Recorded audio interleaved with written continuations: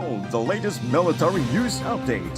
This is AFP Community News, hosted by Rob Susan every 12 noon, Mondays to Fridays. Only here on DWDD Armed Forces Radio. One AFP for a stronger Philippines.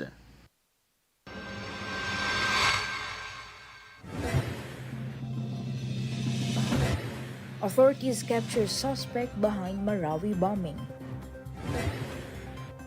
AFP vows to secure foreigners after American vlogger's abduction in Mindanao. Signal number 2 up over 27 areas due to Tropical Storm Christine. DILG monitoring 38 pole hotspots.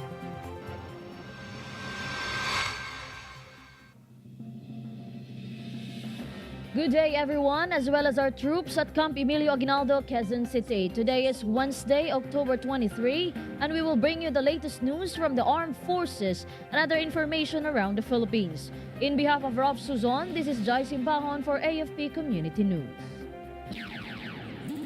DWDD Armed Forces News. And the authorities capture suspect behind the Marawi bombing that resulted in the 4 deaths and 43 injuries in Barangay Maria Cristina, Iligan City. Brigadier General Romeo Macapas, Director of Police Regional Office Bangsamoro, confirmed the detention of Arsani Mimbisa, a member of the Dolo Islamia suspected of planning the December 3, 2023 incident. He noted it was kept confidential initially to prepare for potential retaliation. Mimbisa surrendered peacefully upon being presented with arrest warrants linked to the attack. The said personality is associated with previous bombings in central Mindanao targeting businesses that refuse to pay protection money. DWDD Armed Forces News. And the Armed Forces of the Philippines assured the public of its commitment in securing foreigners in Mindanao following the abduction of American blogger Elliot Eastman in Zamboanga del Norte. AFP spokesperson Colonel Francel Margaret Padilla stated they are actively working to eliminate internal threats while promoting tourism in the region. Eastman was kidnapped last October 17 by 4 men who shot him in the leg during the incident. The Philippine National Police is investigating 2 persons of interest connected to the case, while the U.S. Embassy is collaborating with local authorities in the search. DWDD Armed Forces News. Armed Forces Radio. And we have a report coming in from Rof Suzon about 61 company commanders hone leadership skills at 4th Infantry Division Symposium. Rof? 61 company commanders from battalions under the 4th Infantry Diamond Division participated in the Company Commanders Symposia held at Camp Evangelista, Cagayan de Oro City. Colonel Cesar Conte Jr., the 4th ID Chief of Staff, opened the event on behalf of 4th ID Commander Major General Jose Maria Cuerpo II, with the theme Leadership Agility Adapting to an Evolving Operational Landscape. The symposium aimed to enhance leadership skills and adapt to the operational environment. Relatedly, Colonel Conte Jr. commended the participants for their dedication, emphasizing the importance of readiness, professionalism, and discipline in their roles. This is Ralph Suzon reporting for AFP Community News. One AFP for a stronger Philippines. Thank you so much, Rof Suzon. DWDD Armed Forces News. And the Taguig Court has sentenced 17 Abu Sayyaf members to life imprisonment for the 2000 kidnapping of 21 hostages from a diving resort in Malaysia.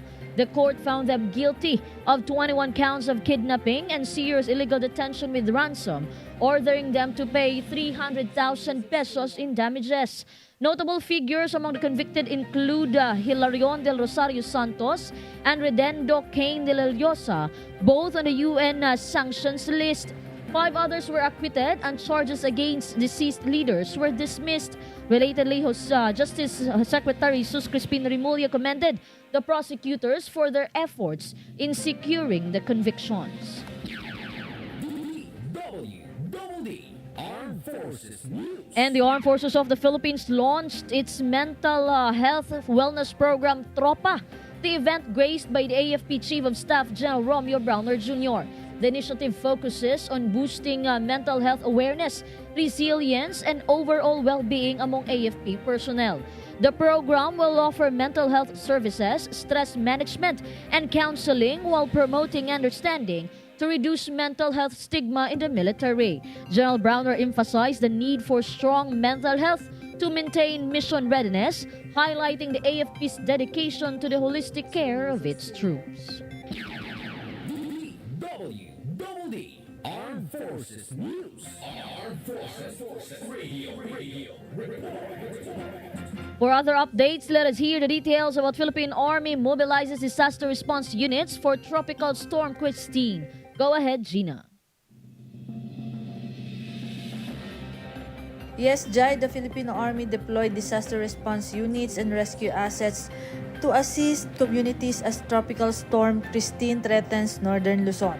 The 5th Infantry Division prepared 186 humanitarian assistance and disaster response teams involving 881 personnel, 3 rubber boats, and 88 vehicles including military trucks and ambulances.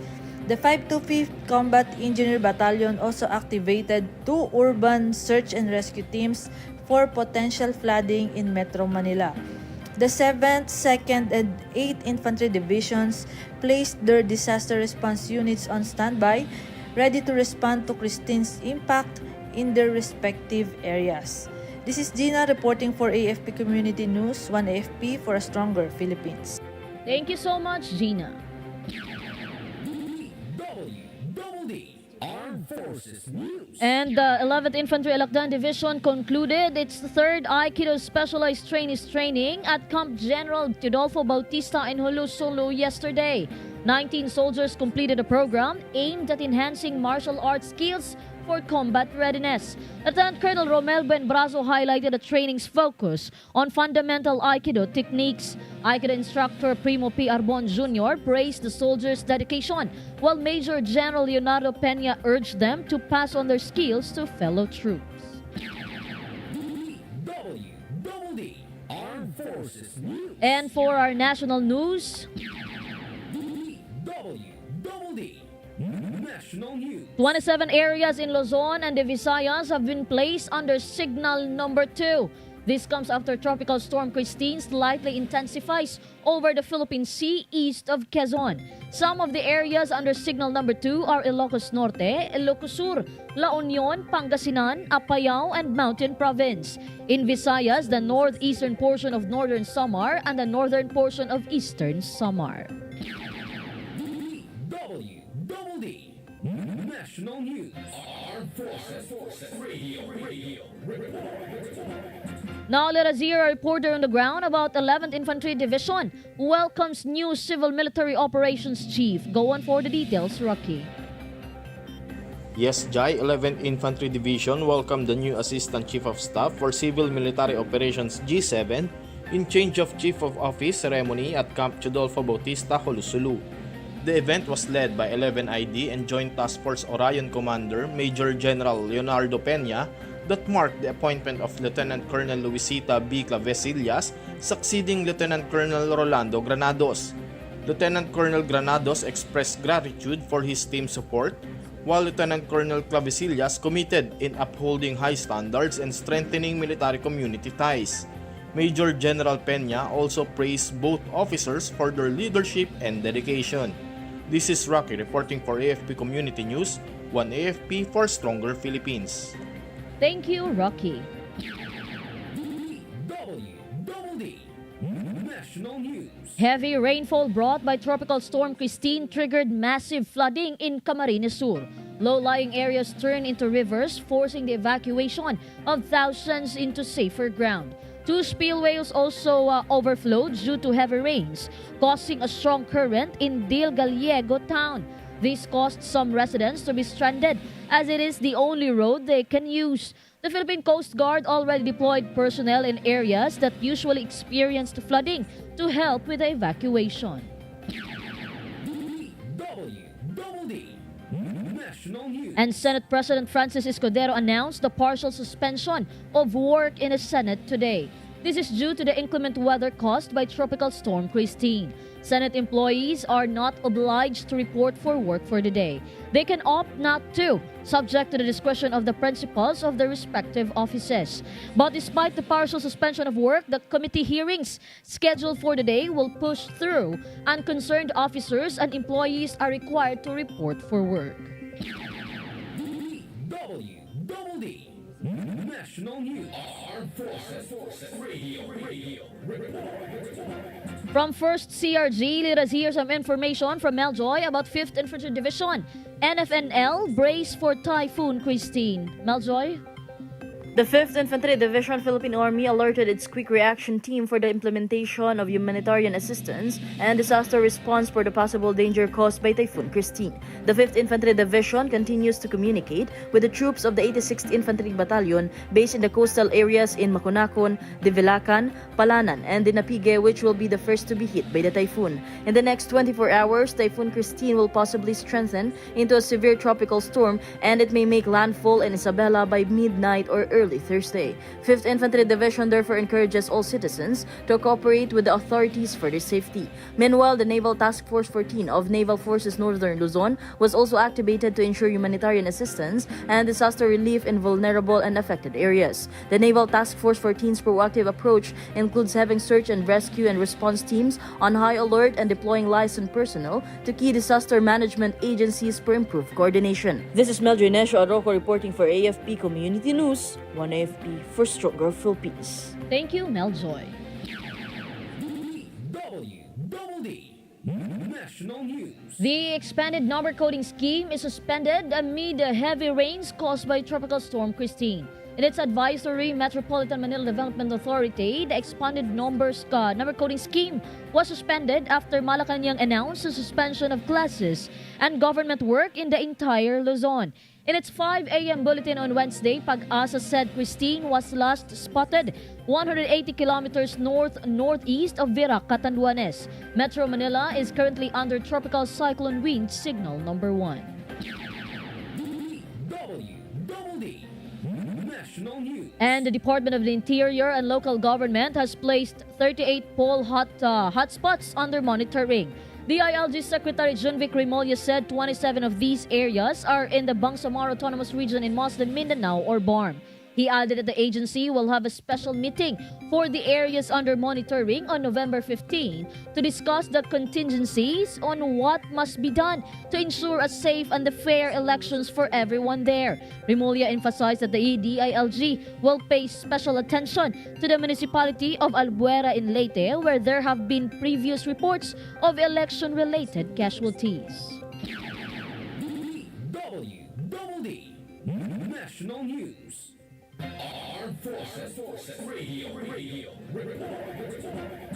Let us hear more updates from Beth about 4th Infantry Division enhances readiness with soldier retraining completion. Beth? The 4th Infantry Diamond Division of the Philippine Army completed another round of restructured in re-enlistment training to boost operational readiness. 169 soldiers graduated, while 154 new trainees began their 45 days program at Camp Evangelista, Cagayan de Oro. The ceremony was led by Lieutenant Colonel Manuel B. Estanela, who emphasized continuous learning for military effectiveness, echoing the vision of the 4th ID Commander, Major General Jose Maria R. Cuerpo II. The RRT receive as a vital refresher to maintain combat skills and adapt to new AFP policies, ensuring soldiers meet the evolving demands of the military operations. This is Betanieta reporting for the AFP Community News, one AFP for a stronger Philippines. Thank you so much, Beth Taniete. DWDD National News. President Ferdinand Marcos Jr. has assured the Philippine Coast Guard that they are never alone in their mission to protect the nation. During the 123rd anniversary celebration of the PCG in South Harbor, Port Area, Manila yesterday, PBBM reaffirmed its support to efforts that will improve the fleet and our air assets. Marcos also recognized the challenges faced by the PCG, such as climate change, rising sea levels, and geopolitical tensions. He emphasized that patrolling a coastline that spans over 37 million kilometers and watching over the country's exclusive economic zone is no small feat. DWDD National News. And the number of Filipinos who say they are poor and hungry dropped in the third quarter of 2024. Based on tugon ng masa survey of Octa Research, 43% of the Filipinos, or around 11.3 million families, self-identified as poor in the third quarter of 2024. This is 5 percentage decline from the previous quarter, where 48% said they are poor. The survey, which had 1,200 respondents across the country, was conducted from August 28 to September 2, 2024. DWDD National News. Armed Forces Radio. From Pasig, more updates from Ella Mercado about PDRRMO distributes modular tents to all barangays. Ella? The City of Pasig, through their Disaster Risk Reduction and Management Office, distributed modular tents to all 30 barangays in their jurisdiction as part of LGU's proactive disaster preparedness measures. The said modular tents is to ensure efficient camp coordination and camp management in welfare of the evacuees that may be affected by the Typhoon Christine. In their release information, Pasig Public Information Office said that their local government wants their respective barangay can set up early before the evacuation to be done during an emergency as part of strengthening their abilities in this type of calamities. The distribution of modular tents is in accordance with the consensus between the local government officials, barangays, and school division office of Pasig City after onslaught of Typhoon Karina last July 2024. And this is Ella Mercado reporting for AFP Community News, 1 AFP for a stronger Philippines. Thank you, Ella Mercado. DWDD National News. The economy has the momentum of growth and will continue to be among the best performing in the region, according to Budget Secretary Amina Pangandaman. Pangandaman said that since the start of the administration, the country has made great strides in post-pandemic growth. She added that the Philippines is expected to outperform China, Indonesia, Malaysia, Thailand, and Cambodia, with private consumption as the country's main growth engine. With this, the DBM chief is confident that the Philippine economy can achieve or even exceed the government's growth target of 6 to 7% for 2024 and even become an upper middle income country in the near term. DWDD National News. And the new NAIA Infra Corporation said it is working closely with affected airlines, particularly Cebu Pacific, to ensure that the contingency measures are effectively addressing all malfunction at Terminal 3's baggage handling system. The glitch has disrupted the processing of passengers' checked-in luggage. In a statement, NNIC said to minimize the impact on travelers, they have increased manpower to expedite baggage processing. Alternative systems and protocols have also been activated to resolve the issue as swiftly as possible. Cebu Pacific said they have been processing concerns regarding delayed baggage from passengers due to the malfunction since October 18. DWDD National News. Armed Forces Radio.